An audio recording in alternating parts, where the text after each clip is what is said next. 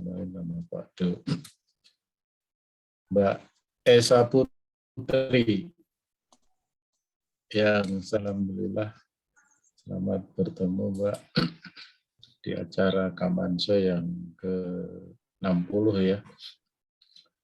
Teman-teman semuanya juga yang saya hormati, alhamdulillah malam hari ini kita bisa bersama-sama sharing untuk yang episode yang ke-60 dan harapannya mudah-mudahan nanti semakin malam semakin banyak sehubungan acaranya, temanya sangat menarik. Berbicara tentang uang. Betul ya Mas Aswa ya? Ya. Tim kreatif Kamanse di narasi itu atur uang agar enggak banyak terbuang, hidup tenang dan makin disayang. Saya malah pusing juga ini melihat temanya ini. Enggak ada yang diatur. Ya. Wah, iya itu.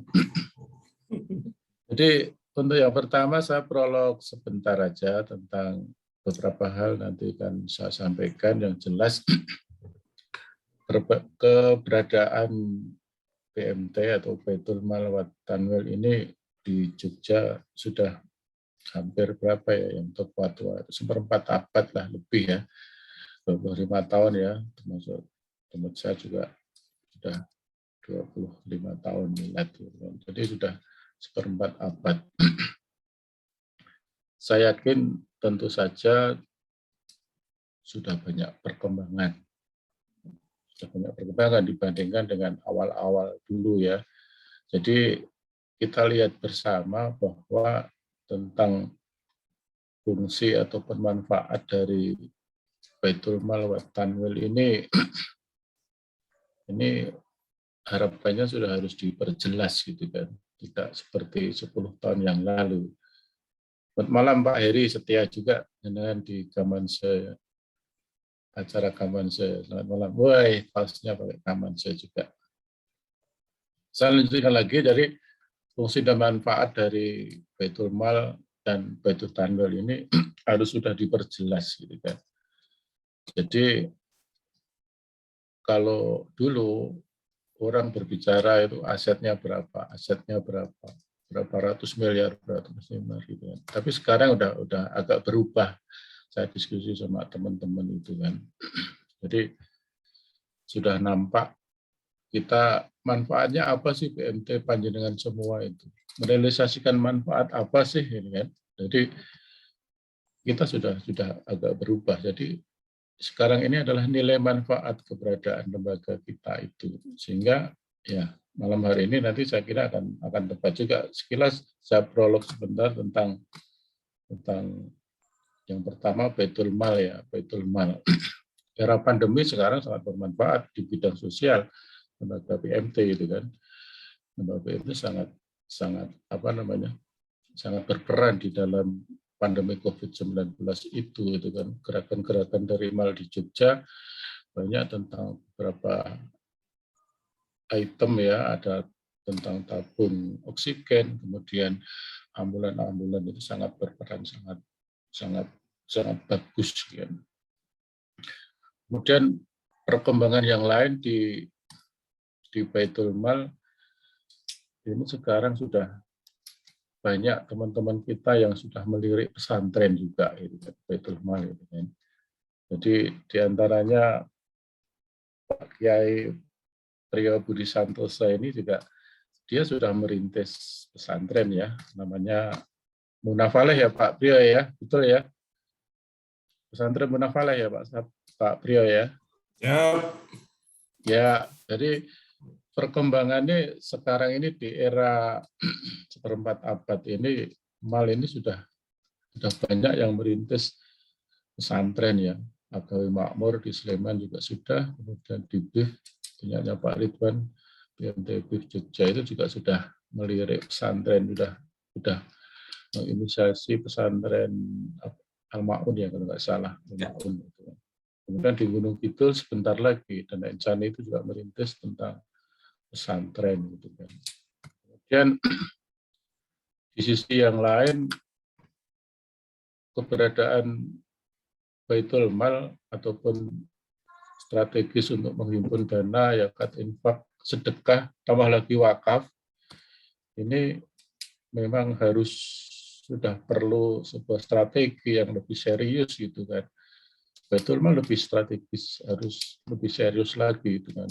Kalau dulu menghimpun dana, zakat, infak, sedekah itu kan legalitasnya kan masih pada bingung gitu kan. Masih pada bingung. Ini kita mau ikut mana? Ikut dompet duafa, ikut lajasmu, masih pada bingung. Padahal sekarang ini sudah difasilitasi teman-teman gerakan PMT itu lewat LAS MKO ya, Perhimpunan PMT juga sudah menginisiasi adanya LAS MKO. Ini kan untuk mengakomodir teman-teman gerakan PMT itu yang kebingungan kita masuk LAS di mana. Ini harus sudah mulai diperjelas, sudah mulai kita harus punya strategi. Kemudian cara menghimpun wakaf. Wakaf ini kan juga sebagai nadir, ini kan juga masih pada bingung juga gitu kan. Udah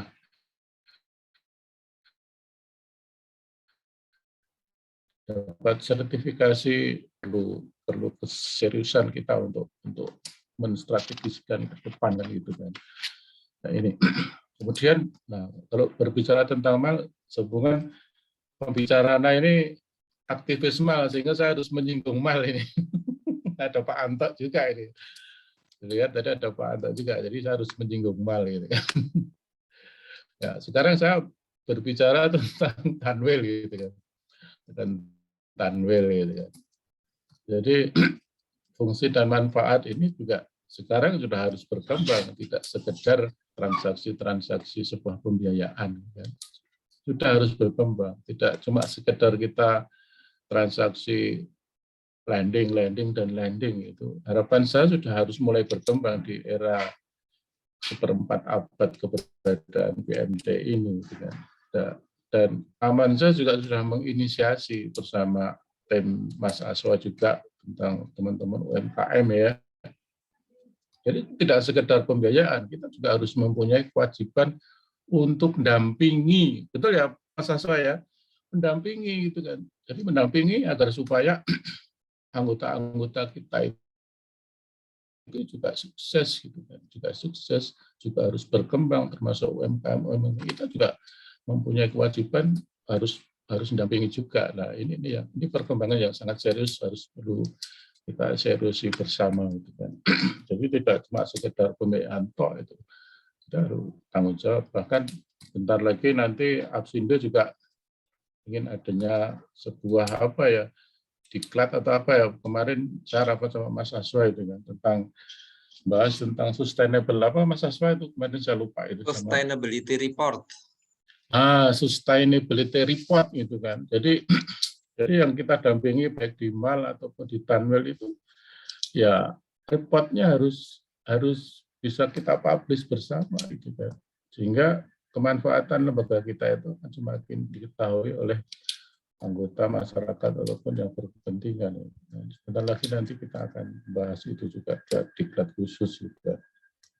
Jadi kita harus berkewajiban untuk mendampingi ya di posisi Tanwilnya gitu kan. Nah, termasuk juga mendampingi tentang keuangannya, manajemen keuangannya ini yang penting sehingga saya nanti akan merasuk tema malam hari ini kan begitu kan.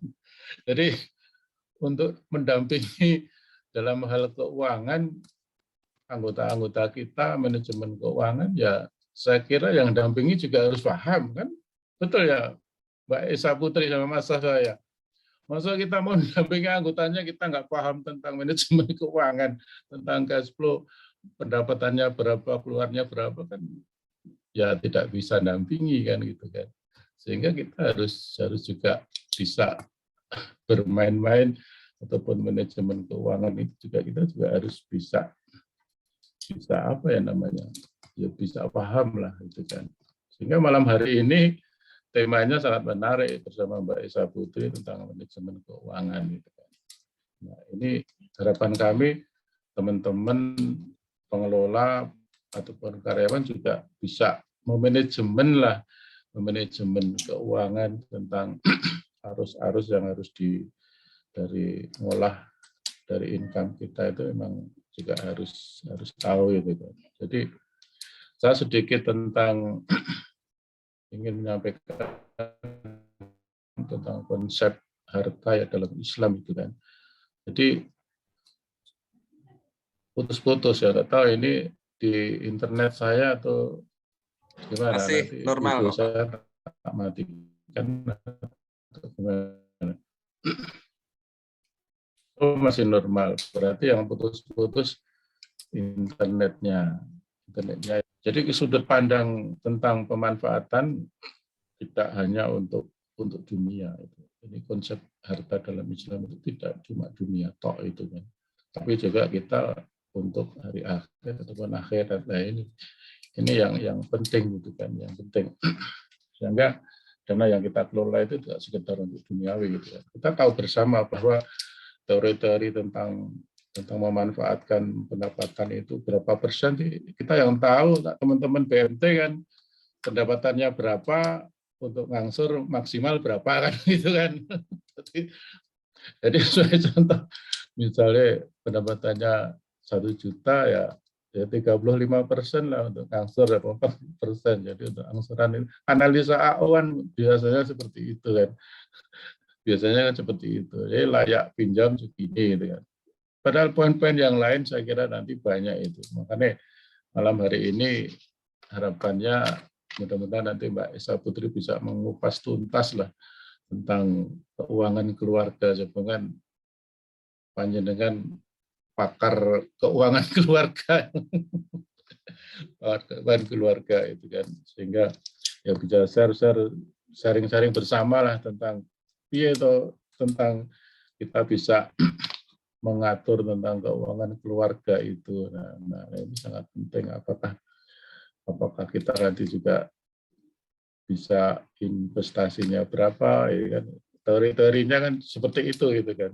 Tapi yang terpenting ya untuk sosial, untuk zakat infak ini memang teman-teman gerakan PMT juga harus porsinya yang besar lah, jangan cuma 2,5%, naikkan 5 atau sampai 10 atau bahkan 20 gitu kan.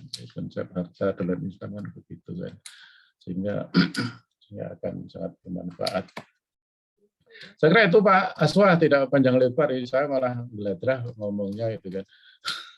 Yang jelas matur nuwun sangat atensi teman-teman semuanya. Alhamdulillah kita sudah menginjak di 56 partisipannya, dan harapan kami mudah-mudahan adanya Kamanse, kajian Selasa yang diinisiasi oleh Absindo, tim kreatif saya, Mas Aswa, Mas Arif, juga Pak Priyo, Mas Fahmi, mengucapkan banyak terima kasih sekali dan mohon maaf atas segala kekurangannya. Ya inilah kekurangan dari kita berzoom itu, internetnya kalau low ya kita akan tersendat-sendat gitu kan.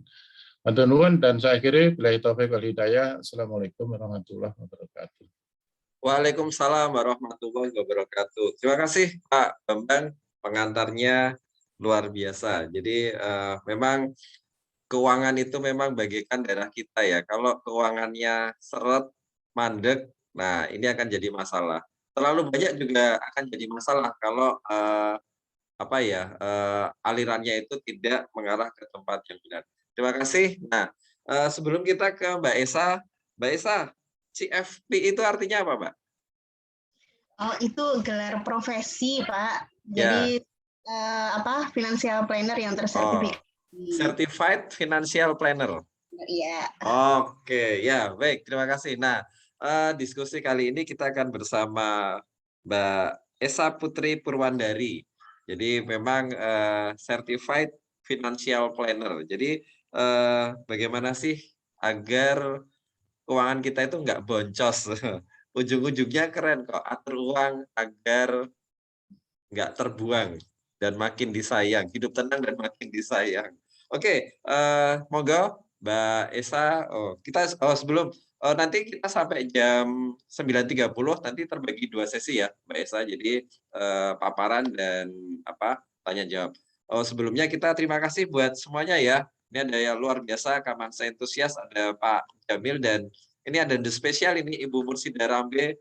Terima kasih Ibu, dan juga semuanya selamat datang di Kamanse. Ya, terima kasih. Assalamualaikum. Waalaikumsalam. Monggo Mbak Esa, waktu dan tempat kami persilahkan.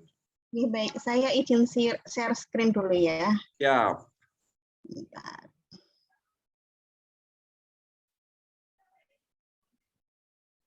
Sudah terlihat belum ya?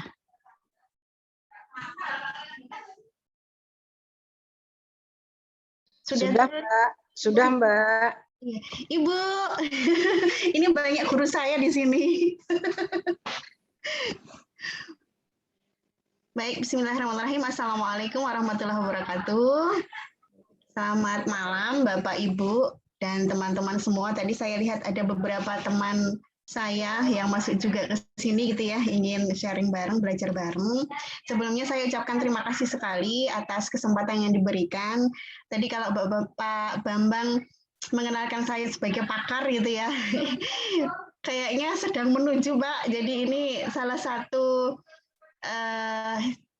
menambah jam terbang gitu nih di dalam pendampingan untuk manajemen keuangan keluarga.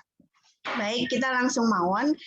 Sebelum saya ke materi, Bapak Ibu ada yang bisa sediakan kertas dan ballpoint, kemudian HP-nya mau digunakan untuk kalkulator boleh gitu ya. Karena nanti harapannya dari sini kita bisa menghitung atau punya gambaran tentang keuangan keluarga kita sendiri masing-masing. Jadi dulu ceritanya Mas Asfal, saya ambil CFP ini karena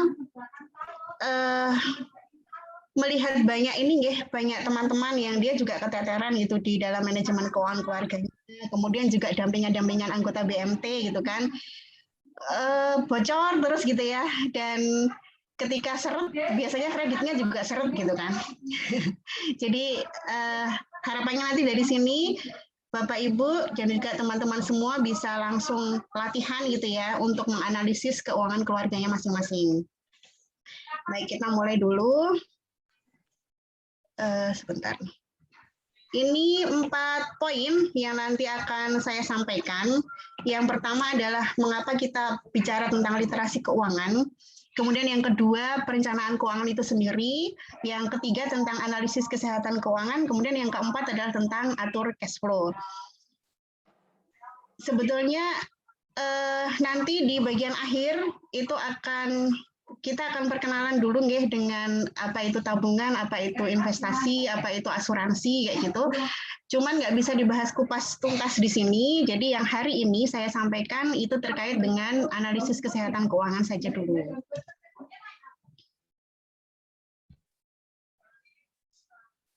Oh nggak bisa, ya, bentar. Oke, udah.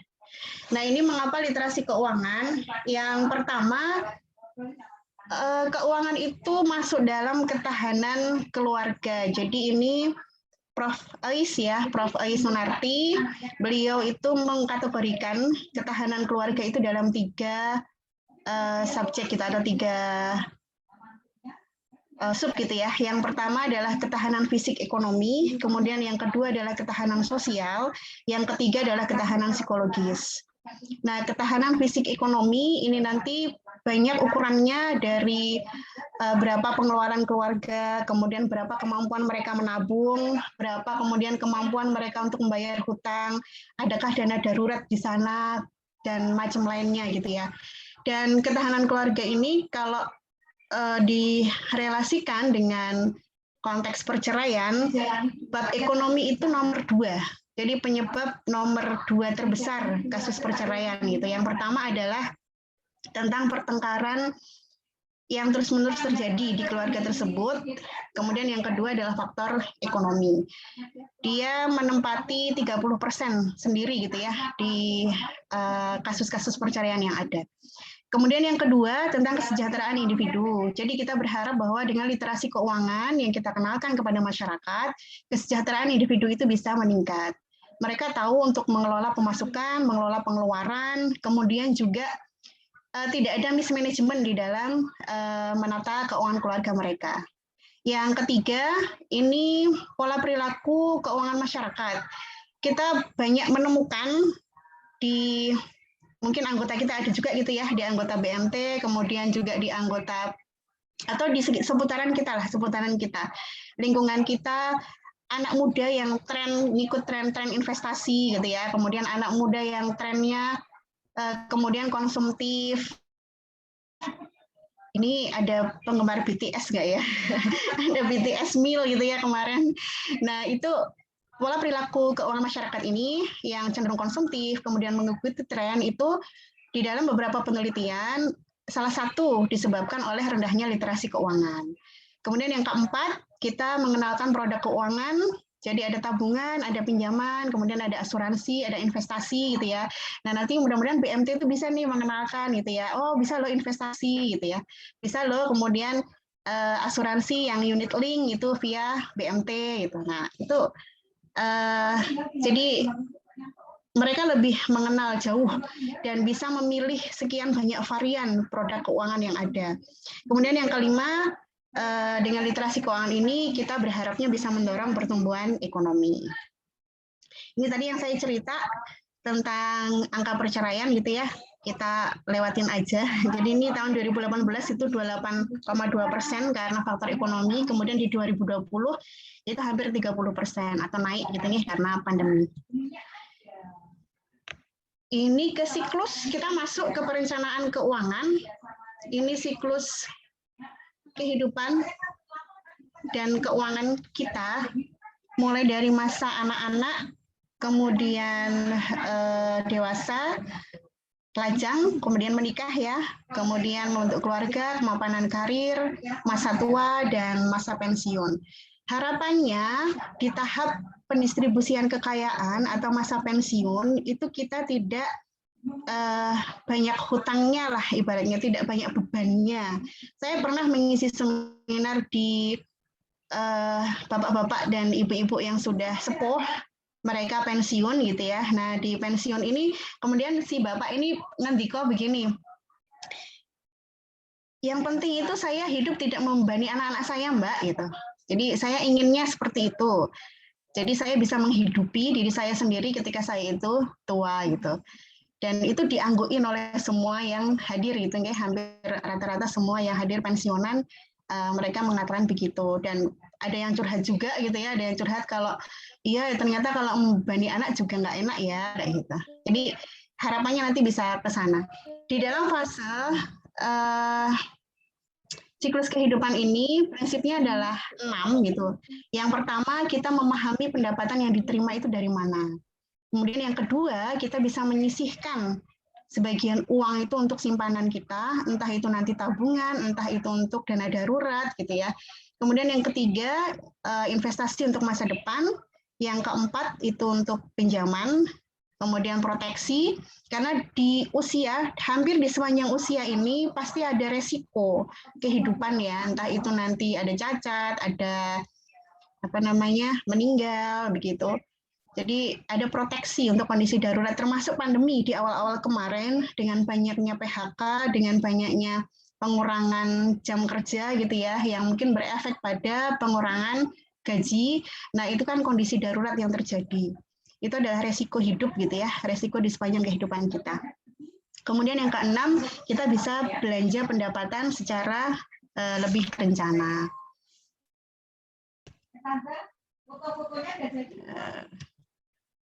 Ntar kok macet lagi.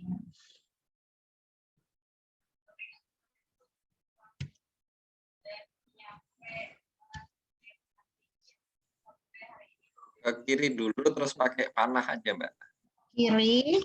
Bawah sebelah kiri itu terus nanti kan ada panahnya itu. Bawah sebentar, malah belum nemu saya.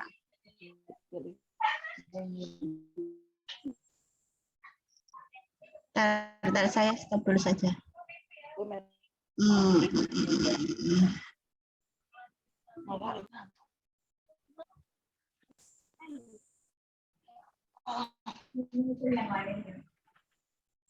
Oke, sambil nunggu paparan, silahkan teman-teman yang baru hadir menyiapkan kertas sama pulpen buat praktek.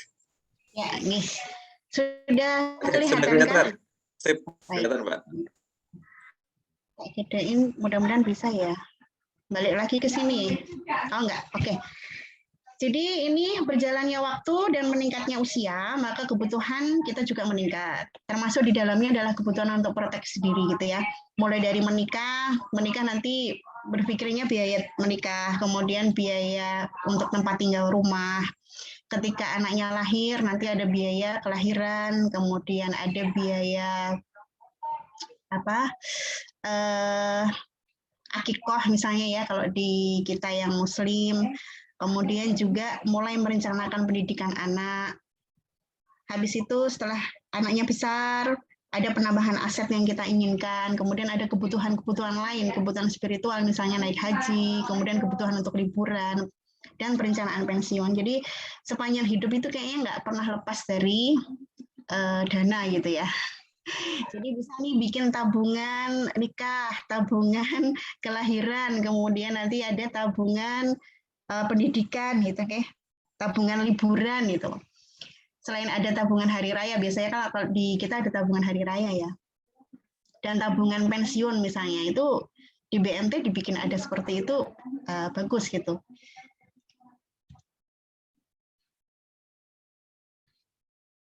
Ternyata nggak bisa lagi.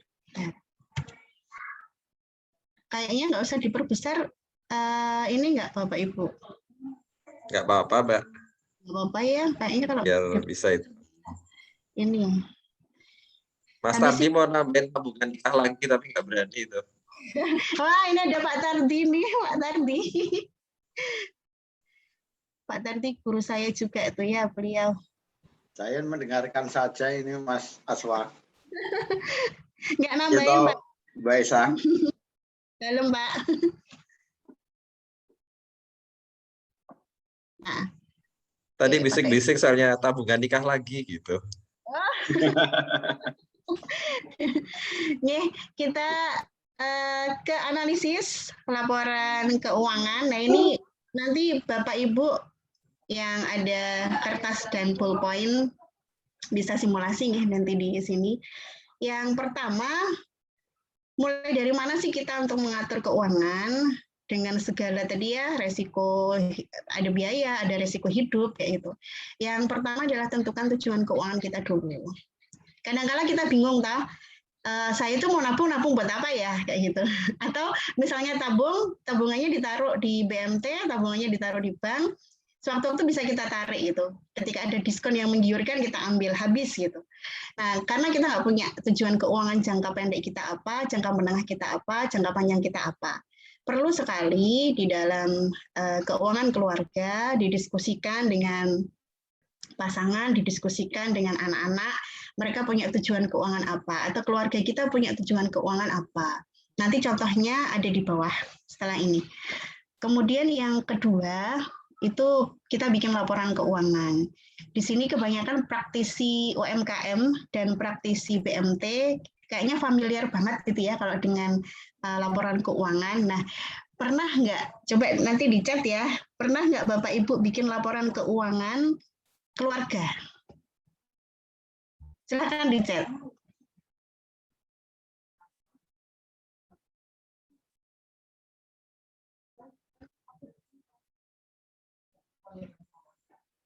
Pernah, belum?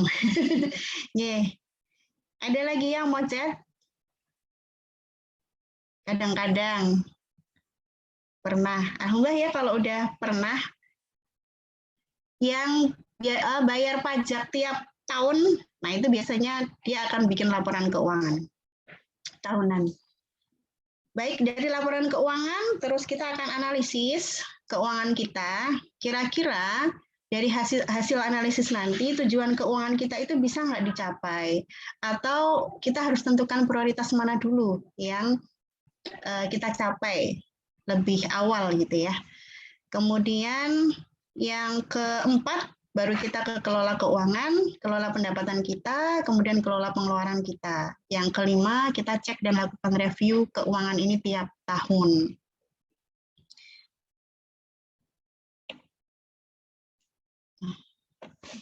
Bentar. Ini contoh tujuan keuangan. Ini klien, bukan klien, ini dari sahabat saya yang waktu itu minta analisiskan gitu ya kondisi keuangannya, kondisi keuangan keluarga. Beliau punya 3 tujuan keuangan keluarganya. Nanti kalau Bapak Ibu ingin uji coba membuat di rumah, pakainya SMART ya, spesifik, desirable, achievable, realistic, sama time relate. Jadi di sini nomor 1 tujuan keuangannya beliau mau renovasi rumah. RAB yang diinginkan itu seharga 150 juta. Dalam pandangan beliau itu mencapainya dengan cara menabung 1 juta per bulan. Kemudian pencapaiannya dari mana? Dari penghasilan suaminya. Kemudian setelah dihitung-hitung, untuk dia realistiknya kapan nih ternyata bisa tercapai atau dapat dilakukan 6 tahun dari saat ini, dari tahun 2020. Nah, kapan itu? Di tahun 2027, ini 2021 dia bikin. Kemudian yang kedua itu mengganti mobil. Beliau punya tujuan keuangan mengganti mobil. RAB-nya sudah dibuat sama beliau, ancer-ancernya, kemudian caranya miserable-nya dengan menjual mobil lama, tukar tambah gitu ya, kemudian menabung. Dan yang terakhir, dana pendidikan anak.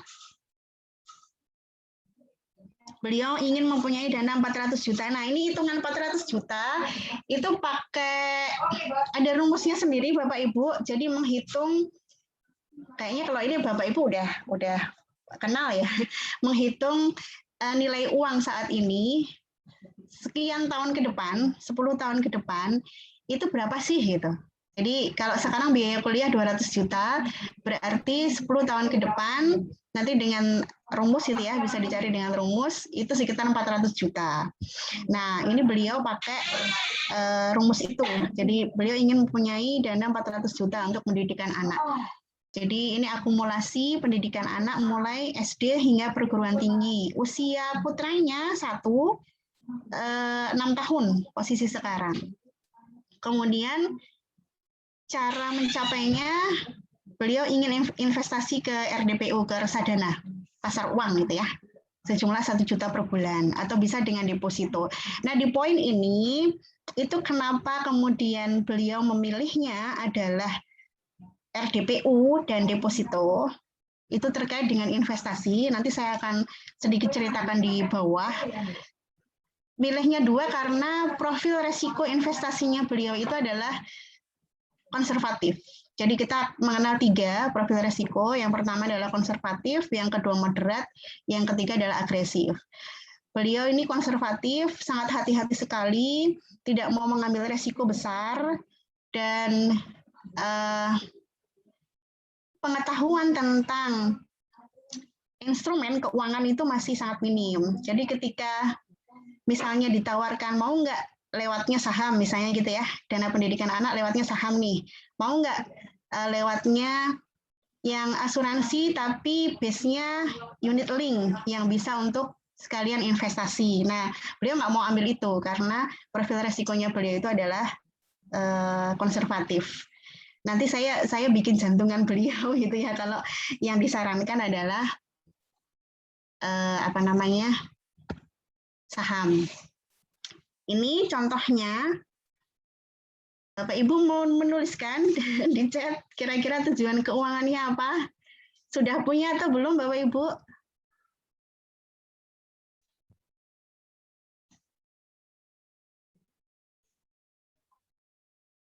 Pak Farid baru buat kalau sudah diaudit istri. Oh iya. Sudah pernah mendiskusikan tujuan keuangannya di keluarganya masing-masing, Bapak Ibu? Sudah, alhamdulillah. Ini Pak atau Bu ABC ya, nanti bisa sharing ya di sini itu. Sudah, oke, baik. Baik, kalau sudah, alhamdulillah gitu ya. Jadi nggak gampang ucul nih uangnya gitu. Baik, kita sekarang ke neraca.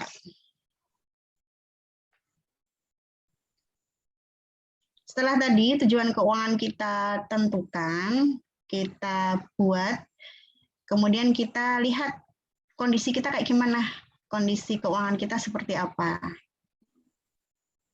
Ini neraca, kayaknya sudah familiar nggih. Jadi neraca posisi keuangan nanti dibagi. Asetnya ada 3, aset liquid itu ada kas, ada tabungan, ada deposito, ada reksadana pasar uang.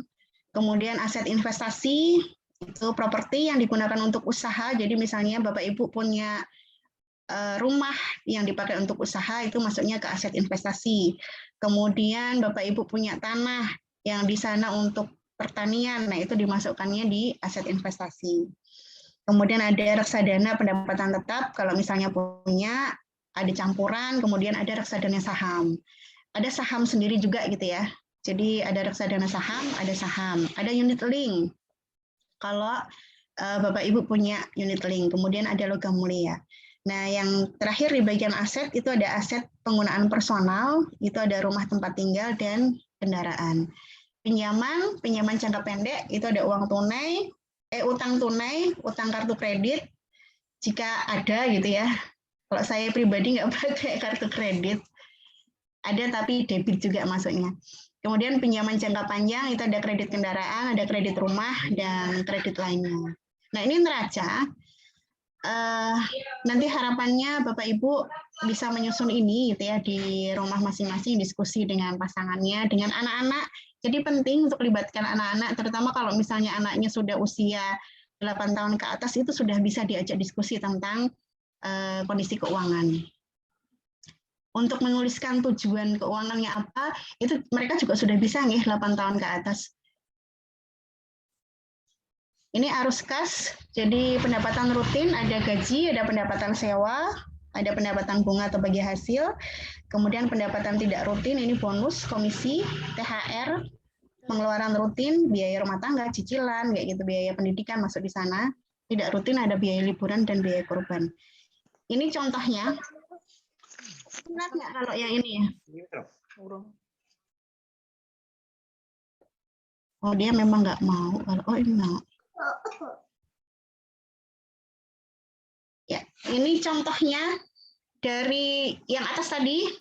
Beliau punya tujuan keuangan yang 3 tadi. Nah ini dituliskan keuangannya beliau sebentar. Neracanya ada 14 juta ya. Kemudian di aset investasi beliau punya kebun jati, kemudian punya asuransi pensiun, punya sawah.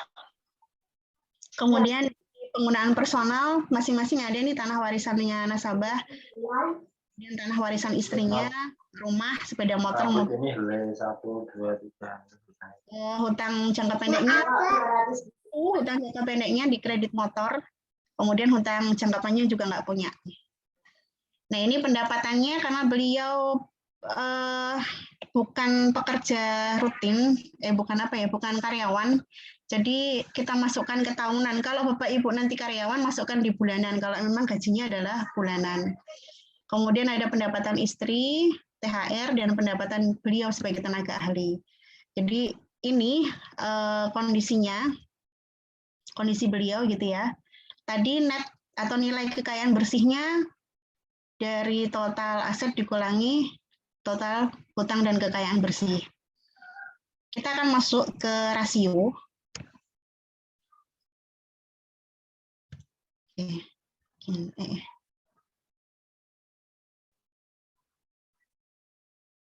Nah ini silakan dihitung Bapak Ibu dengan kasus yang tadi.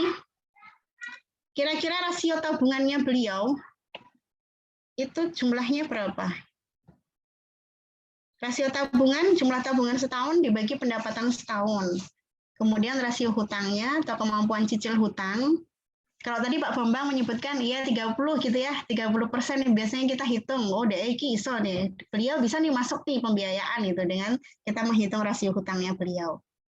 Padahal kita bisa loh ngitung rasio tabungannya beliau. Kira-kira kemampuan tabungannya beliau itu sebenarnya berapa sih? Kemudian beliau sudah nabung di kita berapa sih gitu ya? Itu bisa kita hitung. Dan kita bisa dorong dia untuk bisa nabung lebih banyak misalnya kalau beliau rasio tabungannya itu masih di bawah minimal. Kemudian ada rasio dana darurat. Ini sebenarnya rasio liquid ya, rasio likuiditas. kalau kita mengenalnya. Jadi ini aset liquid dibagi pengeluaran bulanan. Kemudian ada jumlah hutang terhadap harta, itu total hutang dibagi total harta. ZIS-nya, jumlah ZIS dibagi penghasilan setahun, rasio investasinya aset investasi dibagi kekayaan bersih. Nah, mungkin nanti ada nasabah PMT, nasabah koperasi yang kayaknya ini bisa ditingkatkan gitu ya aset investasinya. Kita dorong beliau untuk investasi. Kan bisa investasinya ke modalnya BMT ya, bisa ke modalnya kita gitu. Ini kemudian persentase pengeluaran, kalau ini hanya pengeluaran rutin. Coba Bapak Ibu dihitung rasio tabungannya.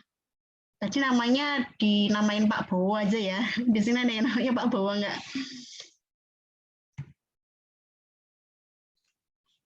Ini jadi penghasilan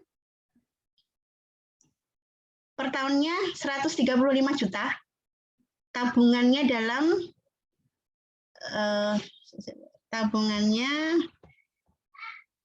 dalam setahun tadi 6 juta ya. Kira-kira berapa Bapak Ibu?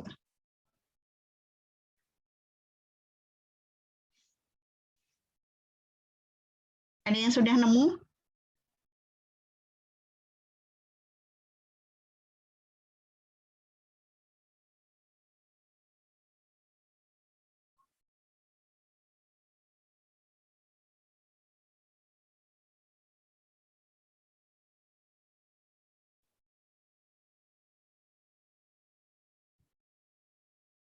Dan ini, nah ini, jadi di rasio keuangan tadi,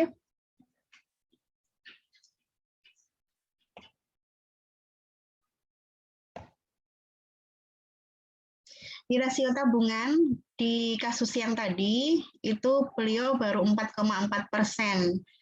Jadi idealnya 10%. Kalau tadi diperhatikan di arus kasnya beliau di akhir tahun itu masih punya uang 50 juta. Jadi itu sebetulnya bisa dioptimalkan untuk ke tabungan atau nanti untuk ke dana darurat gitu ya. Jadi kita bisa dorong nasabah kita bisa dorong sahabat kita, teman-teman kita untuk mengoptimalkan sisa atau saldo dana yang ada di akhir tahun. Jadi kalau di kasus yang tadi, di neraca yang tadi, atau di arus kas juga gitu ya, beliau punya 56, sementara posisinya di rasio tabungannya masih 4,4%. Jadi ini bisa untuk dimaksimalkan mengisi tabungan. Kemudian yang kedua itu rasio hutang atau kemampuan mencicil hutang. Total hutang setahun dibagi penghasilan setahun. Ini bukan rasio kemampuan cicil hutang ya. Kemampuan dia berhutangnya. Jadi ini diminimalkan 6,2%, beliau kecil sekali.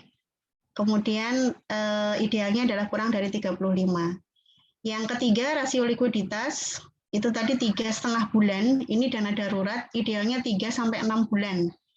Kalau di pandemi kemarin di beberapa konsultan keuangan itu rekomendasinya sebenarnya 6-12 bulan untuk orang mampu survive gitu ya dengan dana darurat ini. Kemudian jumlah hutang terhadap hartanya, total hutang dibagi total harta 1,5%. Kemudian rasio investasinya beliau 55% atau lebih dari 50%. ZIS-nya 7,4 dari idealnya 2,5 sampai 10.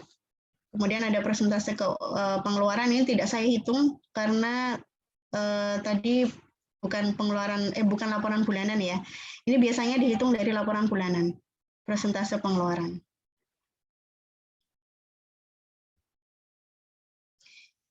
Ini cash flow for Muslim, ini dari Pak Ahmad Ghazali. Banyak dari kami pakainya yang ini gitu ya, C4M. Jadi ini cash flow-nya ada pemasukan, prinsipnya adalah halal dan thayyib. Kemudian di sana ada hak Allah dengan ZIS gitu ya, ZIS wakf. Kemudian ada hak orang lain. kemudian ada hak sendiri masa depan, nanti bicaranya tentang investasi, kemudian hak sendiri sekarang, ini qanaah. Ini panduan kita di surat Al-Baqarah. Hai sekalian manusia, makanlah yang halal, lagi yang baik dari apa yang terdapat di bumi. Ya, halal dan thayyib tadi ya. Sebelumnya. Kemudian ini tentang hutang, penundaan pembayaran hutang oleh orang yang mampu, itu adalah suatu kezaliman dan kehalalan. Ini prinsip pengeluaran. Lanjut aja nih. Kita lanjut.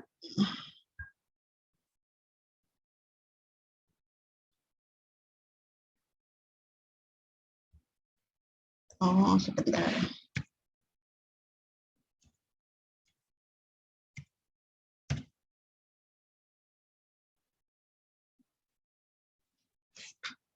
Yang ini pakai ini saja. Bentar, skip. Nah, ini.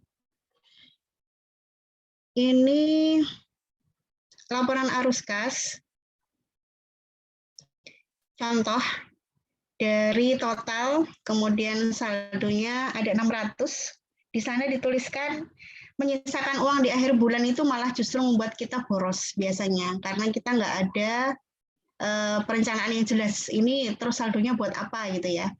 Jadi ada beberapa yang kemudian di konsultan keuangan itu rekomendasikan dienolin aja gitu ya, dienolin. Tapi enolin ini masukkan ke pos yang lain.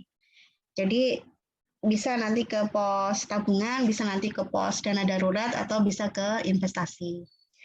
Kemudian yang kuning itu pengeluaran untuk premi asuransi dulu, pengeluaran untuk masa depan seperti asuransi, kemudian investasi itu didahulukan sebelum membayar biaya hidup. Karena sulit sekali menabung dengan menunggu sisa. Dulu pernah ada dampingan yang mereka memaksa diri mereka itu nabung meskipun hanya Rp500 gitu ya, tiap pekannya. Jadi tiap minggunya mereka nabung Rp500. Nah ini ternyata bisa gitu ya, ternyata mereka bisa. Kalau misalnya disisakan ya tadi malah kemudian hilang. Nggak tahu ya Mbak, tiba-tiba butuh aja gitu. Tapi ketika mereka sudah ambil duluan posnya untuk pos tabungan Rp500, itu ya tetap mereka berusaha untuk pengeluarannya nggak lebih besar daripada pendapatan yang mereka terima. Kemudian ada cicilan mobil, KPR, itu adalah pos pengeluaran dengan tingkat risiko paling tinggi kalau diabaikan. Jadi ada dampak finansialnya ya. Nah ini nanti diutamakan juga, diutamakan untuk dibayar. Kemudian ada prioritas utama juga ada zakat, infak, sedekah, terutama untuk pembayaran zakatnya, karena ini sudah pasti angkanya harus berapa, kemudian apa saja yang harus dizakatkan gitu ya. Jadi ini nanti jadi pos pengeluaran pertama yang harus dikurangkan dari penghasilan kita. Kemudian ada pos pengeluaran yang fleksibel, ini yang bisa kita kiak-kiok kalau bahasa Indonesia apa ya, kita utak-atik gitu ya. Kita utak-atik. Jadinya seperti ini, kita naikkan yang zakat, infak, sedekah, tadi di awal, dipotongkan dulu, terutama di zakatnya. Nah ini kalau dihitung rasionya 4,1, tadi idealnya 2,5 sampai 10%. Sebenarnya boleh sih lebih dari 10% boleh nggih. Jadi kalau kita memang punya berlebih, kemudian wakaf gitu ya, wakaf uang di BMT, wakaf di pesantren tadi ya nggak apa-apa gitu, boleh. Kemudian ada rasio hutangnya 33%. Dengan cicilan mobil kita naikkan dia ke atas karena dia kewajiban paling prioritas ya tadi dibandingkan dengan pengeluaran rutin. Kemudian ada tabungan dan dana darurat, itu rasio tabungannya kalau di sini dia 5%, masih kurang karena tadi idealnya dia punya 10% minimal. Kemudian ada persentase pengeluaran 62. Nah, nanti dari kasus ini sebetulnya bisa diajak dialog diskusi gitu ya kalau nasabah kita punya mau sih kalau mau diajak seperti ini gitu ya, kemudian kita ajak dialog. Nah, itu kira-kira mana yang bisa ditekan. Misalnya kalau dalam kasus ini ada liburan 2 juta gitu ya. Nah, itu kan bisa dialihkan ke yang lainnya untuk investasi atau untuk tabungan dana darurat. Itu. Oke, kemudian ke manajemen pengeluaran. Ini kebutuhan versus keinginan. Bapak Ibu nanti cat lagi ya. Silahkan cat lagi. Kalau HP keluaran baru ada diskon, beli nah itu keinginan apa kebutuhan Bapak Ibu?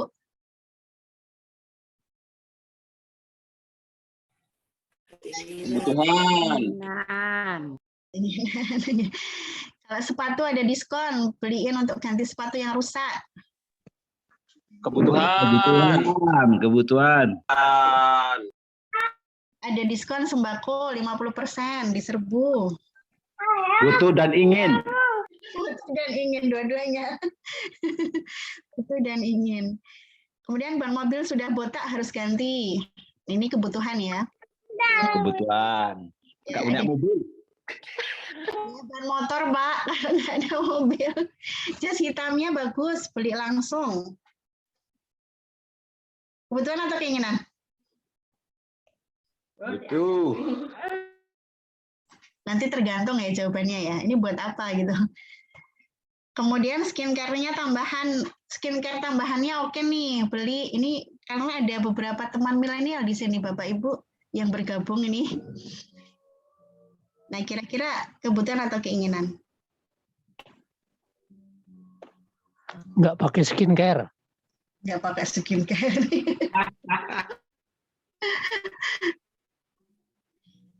Nah, kalau di manajemen pengeluaran prinsipnya adalah kebutuhan dan keinginan. Kita pakai makosid syariah ya, dari yang darurat, kemudian nanti sekunder, tersier, kayak gitu ya. Jadi intinya betul-betul kita tata di pengeluaran kita. Kemudian ini tabungan versus dana darurat. Ada yang beda di antara dua hal ini. Yang pertama, kalau tabungan itu berarti kita menyisihkan dana untuk tujuan tertentu. Jadi misalnya ada tabungan liburan, kita mau tabungan pendidikan, ada tabungan pensiun, ada tabungan beli rumah. Jadi tadi status uang yang ada di kita itu betul-betul jelas. Nggak ada uang nganggur gitu ya, nggak ada uang sisa. Atau nggak ada uang yang, iki 500 rupiah, ini mau tak pakai untuk apa ya, kayak gitu. Nah itu diupayakan tadi kita menuliskan tujuan keuangan kita dulu di awal. Kemudian ada dana darurat, ini digunakan untuk kondisi yang benar-benar mendesak, unpredictable gitu ya. Kapan digunakannya, misalnya untuk perbaikan kerusakan AC, kemudian kendaraan, kehilangan pekerjaan, atau turun jabatan misalnya. Ini ada kasus yang kemarin beliau BPK gitu ya, pegawai BPK, dari awalnya di Sulawesi, udah jabatannya tinggi, tapi karena ingin kumpul dengan keluarga, akhirnya beliau memutuskan untuk balik ke Jogja, tapi dengan penurunan pendapatan itu yang luar biasa gitu ya. Nah ini dana daruratnya yang beliau pakai. Tadi dana darurat itu sekitar 3-6 bulan, atau kalau dalam kondisi pandemi 6-12 bulan yang aman gitu ya. Kalau sewaktu-waktu terjadi hal-hal yang tidak kita inginkan. Kemudian ini sekilas-sekilas mawon, jadi tentang asuransi. Asuransi itu banyak produknya, Bapak Ibu. Dan biasanya di sini ada agen asuransi nggak ya? Jadi saya sangat berharap teman-teman dari agen asuransi itu bisa menjelaskan detail, sedetail-detailnya gitu ya. Kalau misalnya sedang memasarkan produk asuransinya kepada klien gitu. Jadi ini nanti kapan-kapan kalau misalnya ada yang berkenan next time gitu ya, kita bahas tentang asuransi. Jadi asuransi itu ada dua, asuransi jiwa tradisional, ya asuransi jiwa dan asuransi perawatan jangka panjang cacat atau annuitas gitu. Yang pertama adalah asuransi jiwa tradisional, kemudian ada asuransi jiwa unit link. Kalau tradisional ini yang tidak dengan investasi. Jadi ada beberapa misalnya gini, asuransi biaya pendidikan yang dia mengcover juga jiwa gitu ya, mengcover juga jiwa, dan dia diinvestasikan sebagian. Nah, ini nanti masuknya ke asuransi jiwa unit link. Yang kasus-kasus banyak terjadi ketika masuki tahun ke-5, tahun ke-6, ternyata kok ini ya malah rugi gitu ya, malah rugi. Kemudian ditutup, dapatnya setengahnya gitu ya, setengahnya. Nah, ini karena kita tidak memahami detail tentang asuransi itu dan agennya juga tidak menjelaskan secara detail. Kemudian ada asuransi perawatan jangka panjang cacat annuitas. Itu juga nanti macam-macam. Ada asuransi yang pakai tambahan, misalnya ada tambahan penyakit kritisnya yang tidak tercover gitu ya. Tidak tercover di asuransi kesehatannya, ada tambahan. Nah, ini biasanya nanti akan memotong dari premi yang ada di kita. Jadi hati-hati betul ketika nanti Bapak Ibu memutuskan untuk ke asuransi, nanya gitu nih detail, ini berapa yang untuk asuransinya, berapa yang untuk investasi kalau misalnya mau unit link, berapa yang digunakan untuk operasional, berapa yang digunakan untuk ta'awun. Jadi perlu diskusi panjang dengan agen asuransinya kalau mau pakai asuransi. Kemudian ini investasi. Investasi ada 2, jangka pendek dan jangka panjang. Yang jangka pendek 3-12 bulan, yang jangka panjang itu sampai bertahun-tahun gitu ya. Ini 8, bukan 8, ini kayaknya 6. 8 instrumen populer. Yang merah-merah itu yang bukan keuangan. Jadi ada properti, ada sektorial. Ini misalnya kita nanam saham di teman kita punya peternakan ikan, kemudian kita ikut sahamnya di situ gitu ya. Nah itu masuknya ke sana.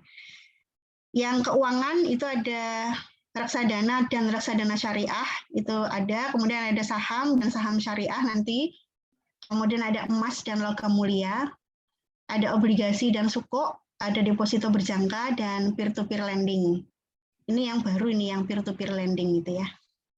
Ya mungkin itu dulu Bapak Ibu.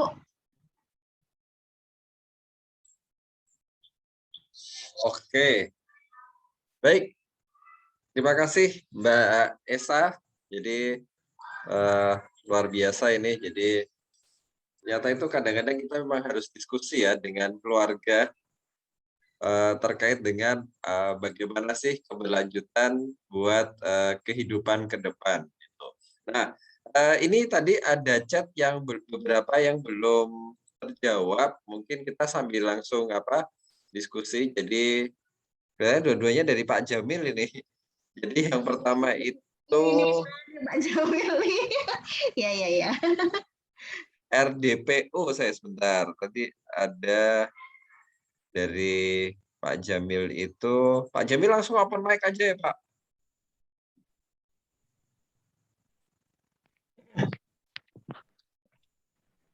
Nanti jadi panjang Mas kalau open mic. Oke, ya nggak apa-apa. Baik, terima kasih kalau diberi kesempatan open mic. Mbak Putri, sesungguhnya dari dulu setiap kali saya melihat presentasi financial planning, dengan umur yang sekarang, ini sebenarnya bisa nggak sih betul-betul kita di-planningkan seperti ini? Saya juga belajar sekolahan masalah ini, namun kesimpulan akhirnya terlalu banyak yang di luar kuasa kita. Jadi belakangan saya merasa asuransi yang terbaik adalah sedekah. Terus juga apa yang terbaik adalah menabung, dan poin yang terakhir tadi Mbak, yang itu jangan boros, jangan belanja yang enggak. Nah, jadi apakah kerumitan yang tadi Mbak Putri ajarkan itu relevan nggak ya untuk kita umat Islam yang percaya bahwa manusianya bisa berencana dan pada akhirnya Allah juga yang memutuskan ya. Nah, terus kemudian instrumen yang Mbak Putri ceritakan tadi kok sepertinya ini ya tidak semuanya sesuai syariah. Gimana? Apakah memang dalam rangka financial planning kita boleh masuk di produk investasi yang tidak sesuai syariah? Ya kan kayak EDPU, obligasi, nah unit link dan lain-lain itu gimana? Apakah sesuai syariah atau tidak ya Mbak Putri? Oke, itu saja Mbak. Ya, Wah, panjang beneran ini. Tadi kelihatan saya cuma RDPU sama unit link. Ya, makanya saya tadi nulis doang nih, Nggak jangan apa-apa. diajakin ngomong. oh itu sama intinya sebetulnya ya, sama intinya. Yang pertama, kita ngomongin kayak gini terus nanti relevan nggak sih dengan apa namanya kehidupan kita, terutama kalau kita meyakini tadi Pak Jamil apa Pak Jamil bahasanya kita berencana Allah yang Menentukan. gitu ya. Iya. Kalau ya ini kalau saya pribadi sih Pak, kalau saya pribadi di beberapa hal kayak misalnya ketika saya punya rencana pendidikan anak gitu ya, ya saya mainnya ke beberapa item investasi memang Pak. Jadi yang pertama itu ke deposito yang ada di Bank Syariah atau BMT itu sendiri ya. Kemudian yang kedua ke Sukuk. Kemudian yang ketiga ke saham. Saham ini saya misalnya kayak BSI kemarin itu. Saya ambil terus terang gitu ya. Saya ambil di sahamnya BSI. Atau HNI itu buka saham gitu. Saya sebenarnya juga pengen gitu ya untuk investasi ke sana. Saya memahaminya begitu Pak Jamil. Jadi ya ini saya berencana gitu ya. Nah nanti alam juga gitu. Ininya seperti apa? Kehendaknya Gusti Allah itu seperti apa gitu ya. Kemudian yang kedua tentang RDPU, saya ngikutnya ke fatwa MUI. Jadi jenis RDPU kan ada dua, ada yang syariah, ada yang non syariah. Nah saya pakainya pedoman itu. Kalau misalnya di RDPU syariah, saya lupa ya di MUI-nya ininya berapa ya. Jadi pakainya pedoman itu. Kemudian kalau unit link, ini ada agenda nggak ya? Nek saya terus terang tidak ambil itu Pak Jamil, tidak, dan saya tidak menyarankan ke sana karena biasanya kalau unit link ini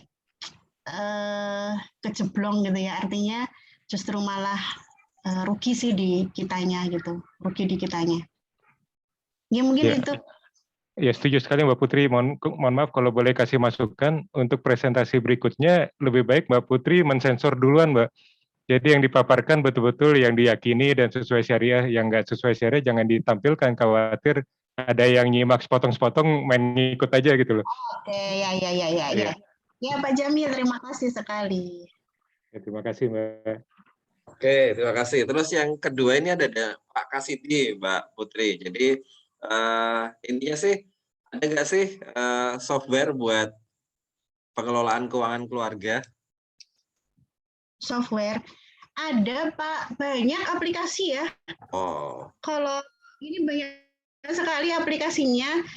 Kalau cari di Play Store itu ada uangku, ada duitku, kayak gitu-gitu ya. Banyak. Jadi pakainya aplikasi sih sebetulnya.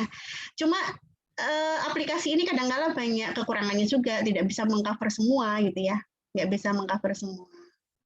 Oke, oh ini jadi... ya, laporan di laba keluarga jika meninggal hartanya dan hutangnya jelas. Mbak Putri bikin software biar bisa ambil. Saya bikin software, Pak.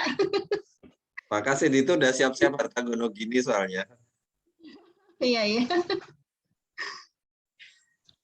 Oke, jadi ada ya, tapi pakai apa? Aplikasi ya di Play Store ya. Iya, pakai aplikasi. Oke, nanti dicoba. Baik, teman-teman, silahkan. Ada yang mau dikomunikasikan lagi atau ditanyakan lagi, atau mungkin curhat. Sudah nabung nggak bisa-bisa. Moga silahkan.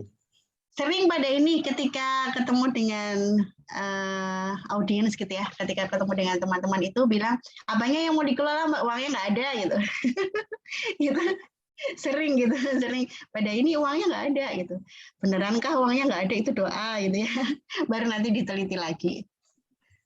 Dicari pokoknya sampai di saku-saku terkecil. Mari, silahkan teman-teman, jika adakah yang dikomunikasikan, mumpung kita masih bisa sama-sama, karena memang masalah keuangan itu ya masalah kita sehari-hari ya. Jadi pengennya kan walaupun sedikit setiap kali butuh itu tuh ada.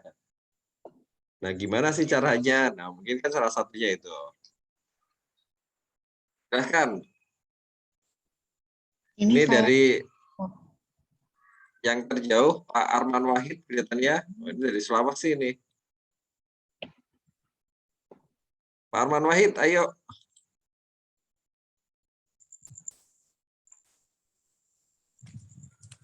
Wis ngantuk paling. Oh, wis ngantuk. Ada Pak Tardi mau menambahkan Pak. Oh, ini Pak Tardi mau menambahin Pak dalam chat ini. Saya itu malah tanya itu Mbak. Ya, di gimana?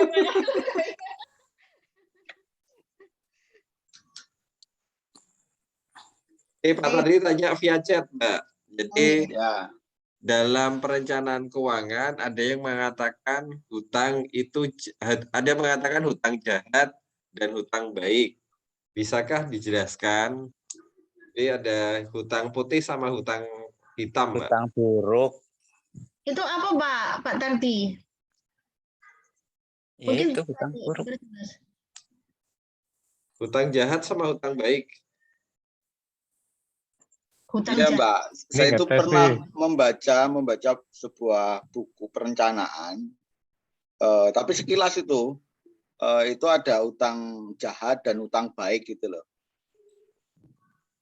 Hutang jahat dan hutang baik. Saya malah belum menemukan itu nih, Pak. Iya. Betul ya. Kalau selama ini yang jadi bahasan kami, hutang itu boleh gitu ya. Hutang itu boleh. Ya untuk hal-hal yang tidak melanggar syariat lah, intinya begitu ya. Ya. Dan rasionya tadi dia kalau sesuai dengan rumusnya yang diinikan para pakar ya, itu kan boleh lebih dari 50% harta, total hartanya ya. Jadi saya malah belum menemukan itu hutang jahat itu apa. Oh. Terus ini Mbak, yang rasio perencanaan keuangan tadi itu sudah pakem belum ya? Ampun Mbak, itu sudah. Sudah ya. Iya.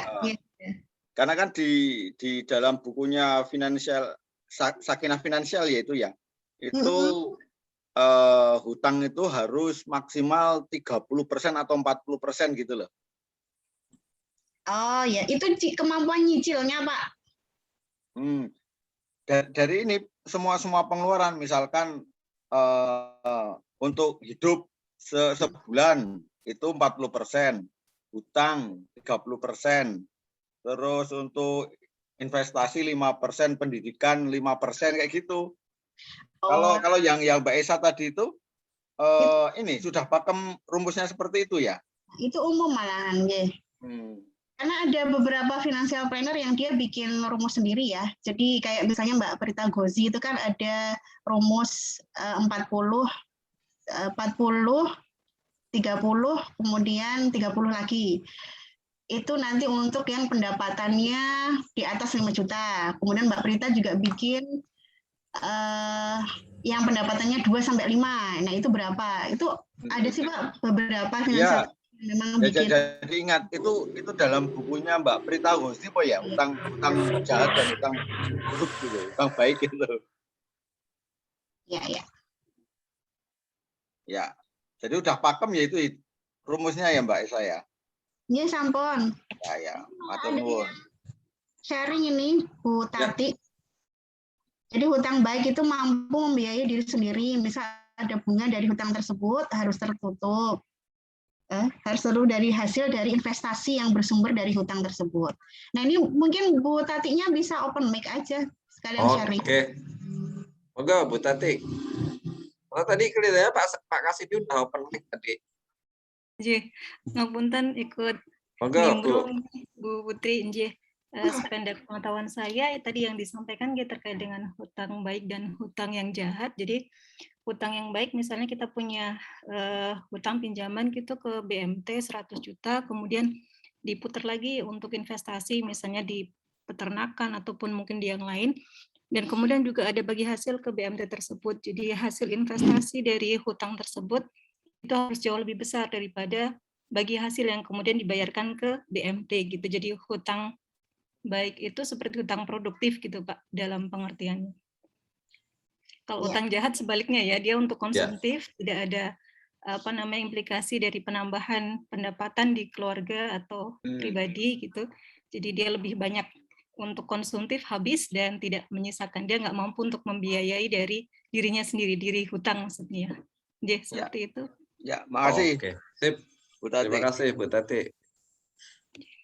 Pak Kasidi tadi kriteria open mic. Ya, siap. Oke, monggo Pak. Oke, sebelumnya maaf. Untuk beberapa perencanaan yang saya sering baca, saya sering sampaikan kepada teman-teman, itu, ini nambahin nggak apa-apa ini, nambah sharing? Boleh dong. Boleh, Pak.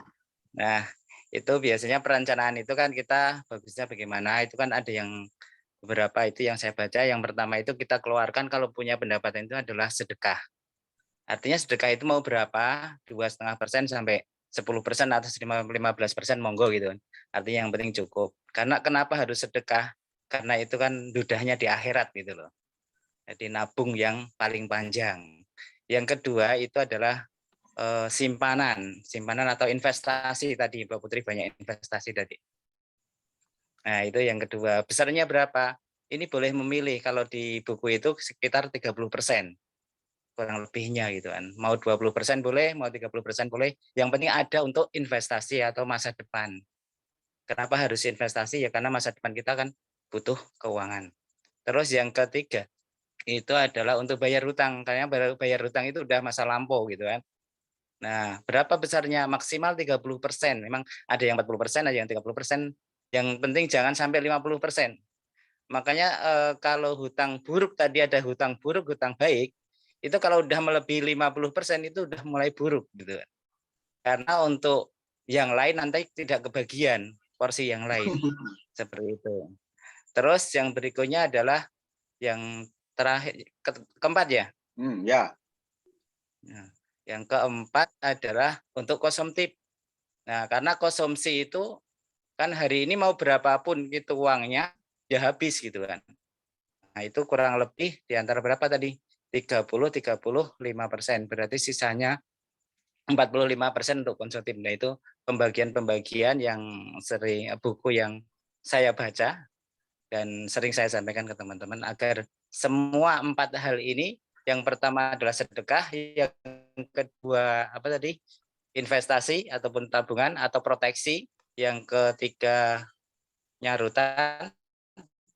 hutang, yang keempat adalah untuk konsumtif itu dipenuhi hak-haknya. Itu aja untuk sharingnya. Makasih, mohon maaf. Ya, monggo. Lanjut. Baik, terima kasih Pak Kas. Wah, luar biasa ini. Infak atau sedekah, investasi atau simpanan, bayar hutang, sama buat konsumtif atau seneng-seneng ya. Oke. Mbak Isa, ada tanggapan? Itu tuh tadi menambah rangkuman ya Pak, kasih di closing statement. Nggak apa-apa, bagus itu, bagus Pak Kasidi.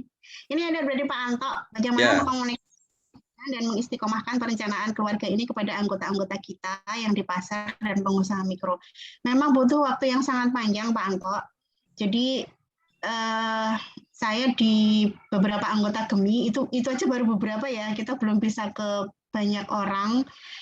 Hampir 1 tahunan sendiri gitu untuk mengenalkan, mengajari gitu ya, bukan mengajari apa sih istilahnya, yang membuat mereka untuk bisa memahami tentang perencanaan keuangan, mulai dari memanajemen usahanya dulu gitu ya, karena kita masuknya dari usaha mikronya mereka ya, jadi memisahkan antara pendapatan usaha kemudian juga pribadi gitu kan. Kemudian itu dulu konsisten gitu. Kemudian baru nanti masuk ke perencanaan pribadi. Yang di kami ini baru dimulai beberapa pilot project untuk di ibu-ibunya, bikin tadi mulai dari tujuan keuangannya ibu itu apa. Oh, saya mau nyekolahin anak Mbak gitu.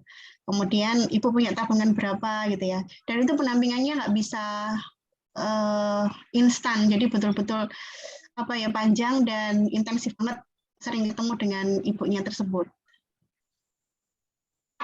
Oke, jadi memang harus itu ya. Memang kalau pelaku UMKM itu harus didampingi secara konsisten, Mbak.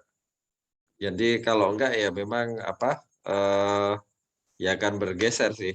Ini ada pertanyaan lagi Mbak Esa, ini bagus sekali dari Pak Sleman, Pak Joko Pramono. Jadi bagaimana sih menyiasati pengeluaran tidak terduga? Jadi misalkan pengeluaran untuk sosial masyarakat, nyumbang, nikah, lahiran, kalau bahasa saya sih BCA-an, yang kadang-kala lebih besar dari pengeluaran rutin. Jadi memang sosial ya, sosial masyarakat gitu. Ya, ini problem di kita tuh begitu ya. Jadi pengeluaran paling besar justru pengeluaran sosial. Ya ini apa efeknya dari guyub, bukan efek ya. Tapi harus kita siasati. Kalau di sini itu sebentar. Bapak yang bertanya Pak siapa ya tadi? Pak Joko. Sudah ada pos dana daruratnya belum? Oke. Pak Joko bisa open mic?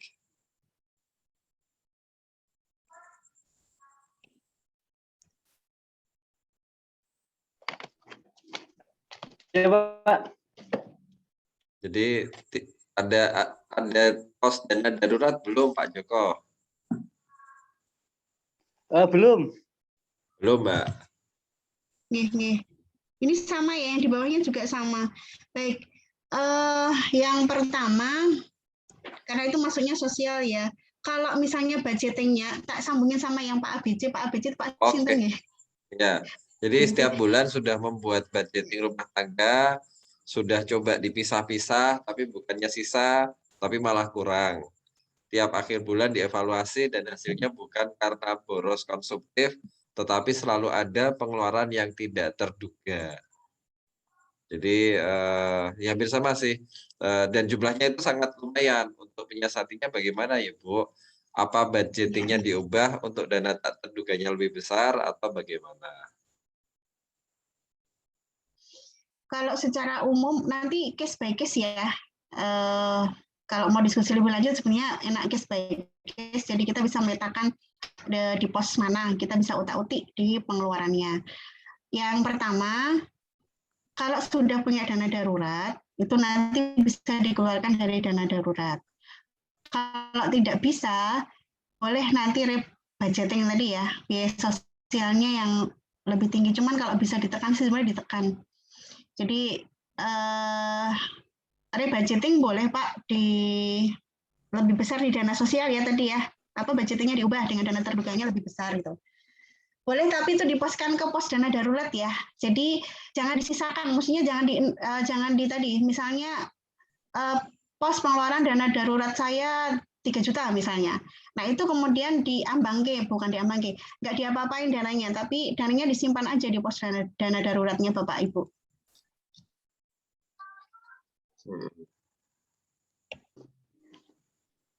Gitu Pak Joko, Pak. Berarti merubah rebudgeting tadi ya? Ya, nih. Oke.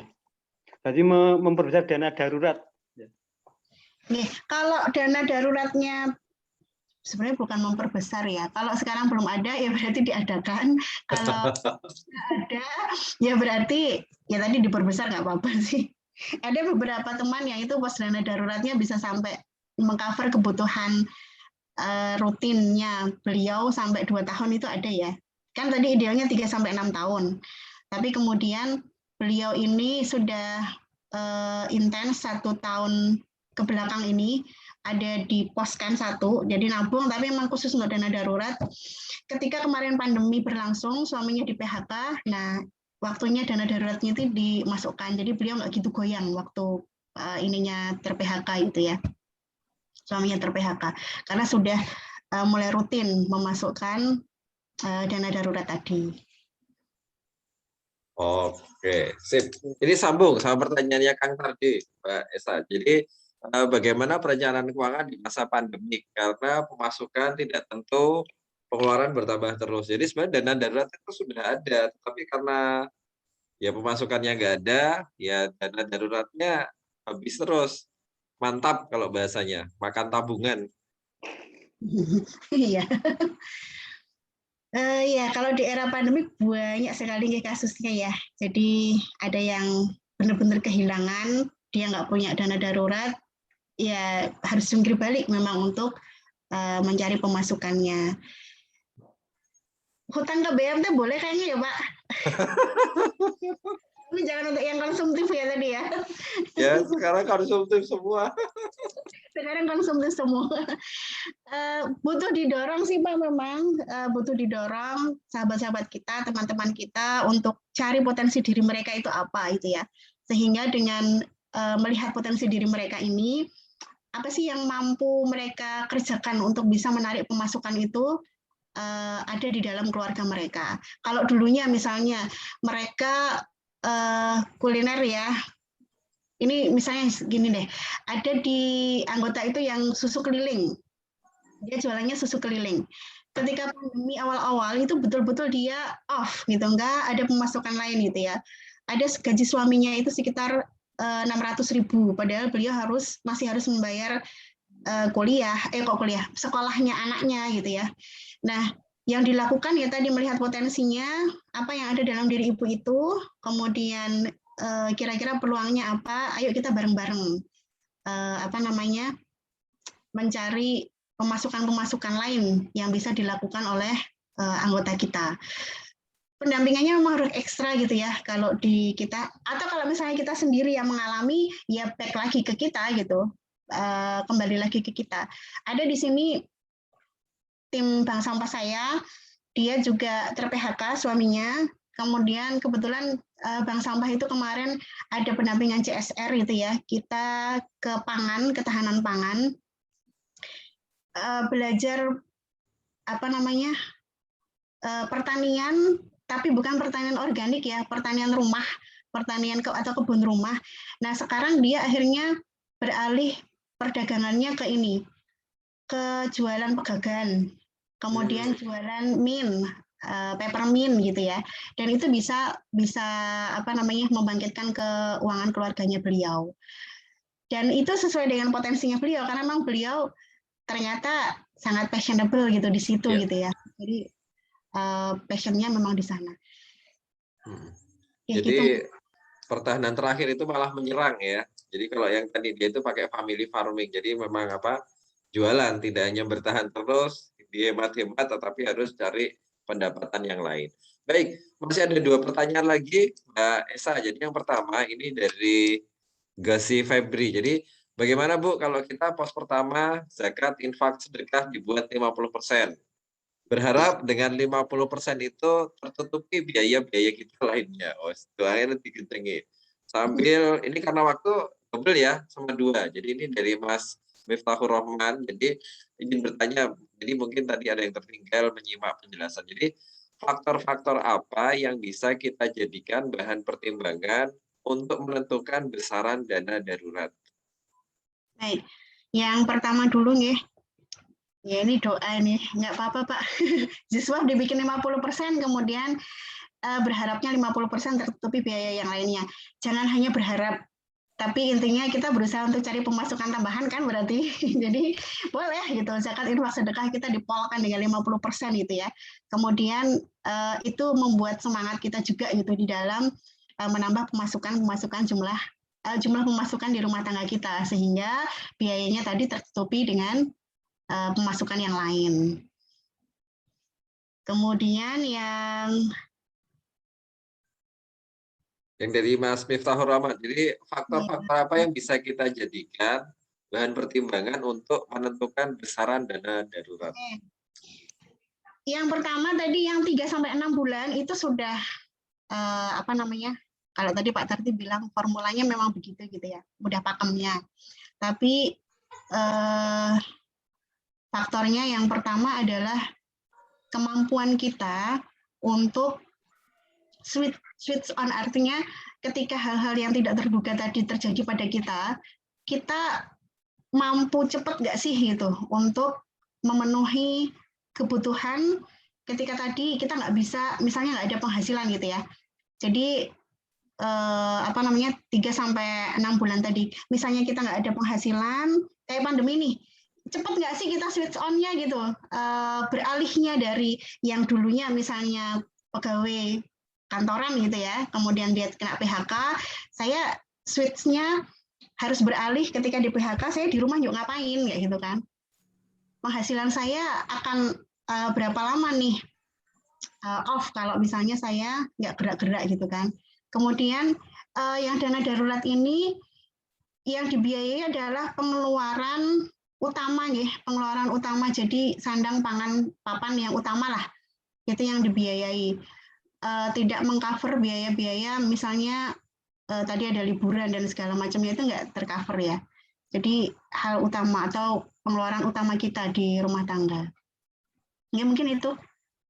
Oke, baik. Pas ini Mbak, 21.30, pas nggak ada pertanyaan lagi. Jadi memang ya diserahkan kepada Allah ya. terbentur. Jadi memang insya Allah tuh di Quran surat Al-Insyirah kan setelah ada selalu ada kemudahan di antara dua kesulitan. Jadi ya walaupun ketika pandemi khususnya kita bisa mantap makan tabungan, tapi ya pasti akan ada jalan. Jadi ya tergantung kita bagaimana sih kita bisa menyiasatinya. Baik, mohon closing statement ini Mbak. Ini Pak Kasidi nambahin ini. Jadi bila pendapatan kita tidak mencukupi untuk kebutuhan sehari-hari, maka pilihannya menambah pendapatan, mengurangi pengeluaran. Jadi mengencangkan ikat pinggang. Oke, mohon closing statement ya, Mbak Esa. Mas Aspa, Pak Bambang masih ada? Pak Bambang masih ada, tapi tadi katanya ada tamu. Pak Bambang monitor. Oh ya, sudah, ya, kalau gitu. sebentar. Oh, ada. Oh. Enggak, ini nanti closing statement, nanti kita lanjutkan lagi, Bu.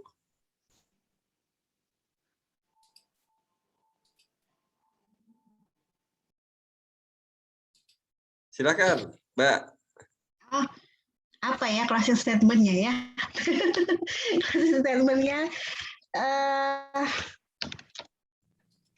kita mulai dari diri kita sendiri gitu ya. Jadi kalau bisa kita rencanakan dari sekarang, apalagi Bapak Ibu tadi kayaknya sudah banyak sekali pengalaman untuk mengikuti training-training keuangan, sudah membaca bukunya gitu ya. Nah, mudah-mudahan saya sih berharap kita bisa sedikit demi sedikit punya effort gitu untuk membuat perencanaan keuangan keluarga kita itu lebih baik lagi. Ya mungkin itu aja. Matur nuwun sangat sharingnya. Tadi saya juga dapat banyak input dari sini. Saya pengen nyusul Pak Tardi nanti untuk ke magisternya ya, mohon doanya. Oh, boleh. Iya. Semoga cepat lulus, Mbak Esa. Matur nuwun sangat. Assalamualaikum warahmatullahi wabarakatuh. Waalaikumsalam warahmatullahi wabarakatuh. Baik, terima kasih banyak Mbak Esa, terima kasih banyak semuanya. Jadi semoga dengan tema ini kita bisa lebih memikirkan masa depan kita, karena kita nggak tahu besok itu mau seperti apa. Jangan kan besok 1-2 menit lagi aja kita nggak tahu kok mau ngapain dan apa yang akan terjadi sama kita, sehingga memang segala sesuatunya harus memang dipersiapkan sedini mungkin. Kurang lebihnya mohon maaf, billahi taufik wal hidayah. Kita lanjutkan nanti di sesi kedua, di sesi bebas. Subhanakallahumma wa bihamdika asyhadu an la ilaha illa anta astaghfiruka wa atubu ilaik. Wassalamualaikum warahmatullahi wabarakatuh.